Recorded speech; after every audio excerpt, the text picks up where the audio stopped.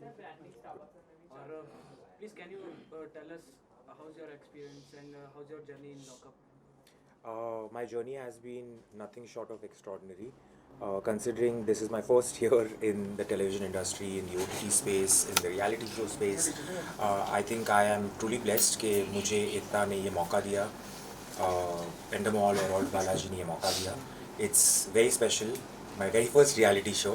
It's always going to stay with me. और show के winner Munawar के बारे में आपका क्या कहना है? मुनव्वर एक स्पेशल इंसान है.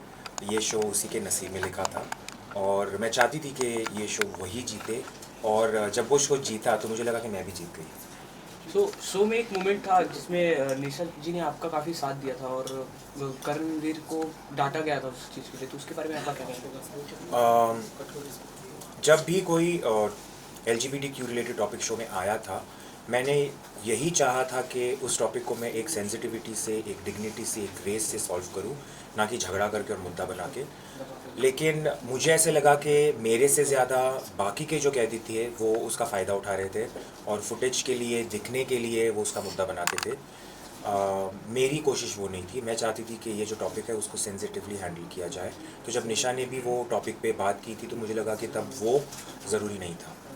तो शो से बाहर आने के बाद एक इंटरव्यू में मुनावर ने कहा कि पायल में क्वालिटी नहीं थी जीतने की, तो उसमें आपका क्या कहना है? वो मुनव्वर की सोच है, पर मैं इतना जानती हूँ कि पायल में भी काफ़ी सारी क्वालिटीज़ है जो आ सकते थे और जिसके चलते वो विनर बन सकती थी. लेकिन मैं नहीं चाहती थी कि पायल शो जीते, बिकॉज इस शो का विनर एक इंस्पिरेशन होना चाहिए. इस शो का जो विनर है वो एक एग्जाम्पल सेट करना चाहिए. जिस तरीके से पायल ने अपना गेम खेला था, मुझे नहीं लगता कि वो किसी भी एंगल से इंस्पायरिंग है, क्योंकि 20 कंटेस्टेंट्स में, 20 कैदियों में अगर आपका एक भी दोस्त नहीं है तो वो बताता है कि आप कैसे हो. तो आप नहीं चाहती थी पायल को जीतना, तो आप मुनव्वर को ही विनर बनते देखना चाहती थी या किसी और को? मेरे जो दोस्त बने थे शो में, मुनव्वर, पूनम, अंजलि, मैं इनमें से कोई भी अगर शो जीतता तो बहुत खुश होती. लेकिन इस लिस्ट में मैं आज़मा को भी ऐड करना चाहूँगी. अगर आज़मा भी ये शो जीतती तो मैं बहुत खुश होती. तो आप फिनाले में अगर आप होती तो आप अपने साथ किसको देखना चाहती थी? फिनाले में अगर मैं होती तो डेफिनेटली अगर मैं मुनव्वर के सामने जीतती तो ये बहुत मज़ा आता है. तो आप जब वापस अंदर आई तो आपने कहा कि मुनव्वर को आप सपोर्ट करने जा रही हो, तो इस बात में कितनी सच्चाई थी? इस बात में कितनी सच्चाई थी वो तो रिज़ल्ट आपने देख ही लिया है. जिस तरीके से मुझे ट्रोल किया जा रहा था कि मैं शो में खुद के लिए ना जाके किसी और के लिए जा रही हूँ, अगर उस सब का सामना करके भी मैं जो मेरे दिल की बात है वो कर रही थी, goes to show lot about me. मैं चाहती थी कि मैं जितनी हो सके मेरे दोस्तों की हेल्प करूँ, ना सिर्फ मुनव्वर की बट पूनम की भी. इसलिए जब जो लास्ट अरीना टास्क हुआ था, मैंने ये भी कहा था कि आप प्लीज़ मुझे लॉकआउट कर दो और पूनम को रखो, क्योंकि मेरी लाइफ में मुझे पता है दोस्तों की अहमियत क्या है. और मैं ये भी दिखाना चाहती थी कि रियलिटी शो में कुर्बानी नाम की भी एक चीज़ होनी चाहिए.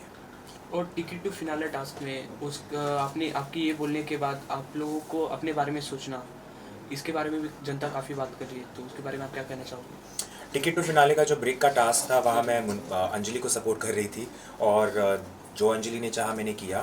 तो तब तक मैं मुनव्वर की हेल्प कर रही थी, और उस स्टेज पे मुझे लगा कि अंजलि को मेरी ज़रूरत है तो मैंने अंजलि की हेल्प की थी. लेकिन उसके साइड इफ़ेक्ट्स आपने देख लिए थे.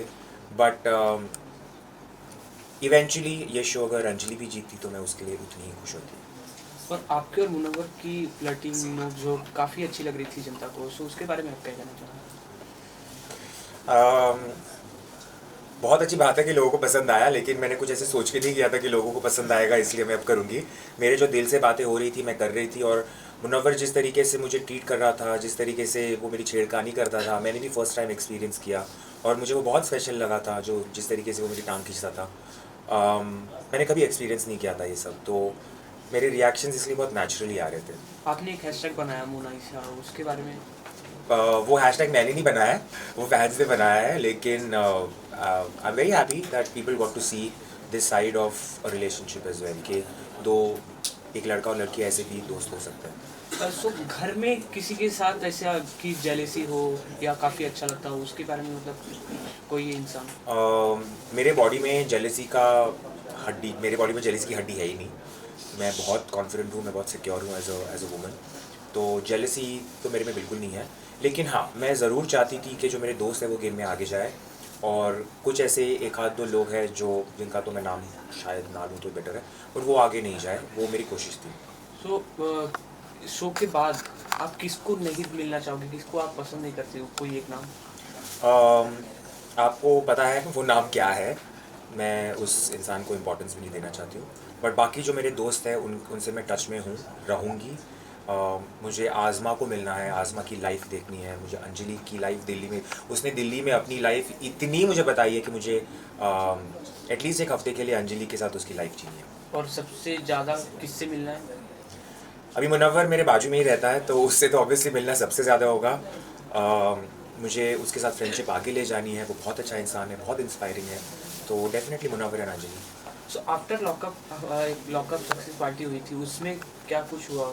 आप किससे मिली, क्या बातें हुई उसके बारे में कुछ? लॉकअप सक्सेस पार्टी में बहुत भीड़ थी, लेकिन सबके साथ मिली, सबके साथ डांस किया। अंजलि के साथ ज़्यादा टाइम नहीं स्पेंड कर पाई, मुनव्वर के साथ ज़्यादा टाइम नहीं स्पेंड कर पाई क्योंकि बहुत भीड़ थी। लेकिन जैसे मैंने कहा है, फॉर मी आज़मा इज़ द स्पेशल वन। और उस मेन सबसे शो के जेलर और वार्डन के बारे में क्या कहना है? जेलर और वार्डन मेरी लाइफ में बहुत स्पेशल है, स्पेशल रहेंगे। मुझे याद है जब करण फर्स्ट टाइम आए थे, उसके बाद भी उन्होंने जिस तरीके से मुझे सपोर्ट किया, जिस तरीके से मुझे गाइडेंस देते थे, ही इज़ रियली इंस्पिरेशनल।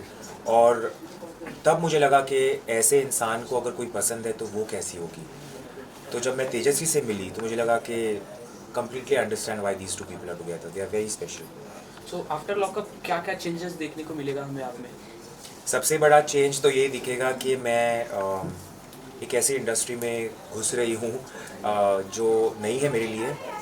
तो जिस तरीके से वेदर वो टीवी स्पेस हो, रियलिटी शो स्पेस हो या मूवीज़ हो, मेरे लिए नई जगह है, तो मुझे देखना है कि ये कैसे रहेगा मेरे लिए। सो अगर आपको कोई कुछ बोलता है तो आप उसको फेस कैसे करती हो?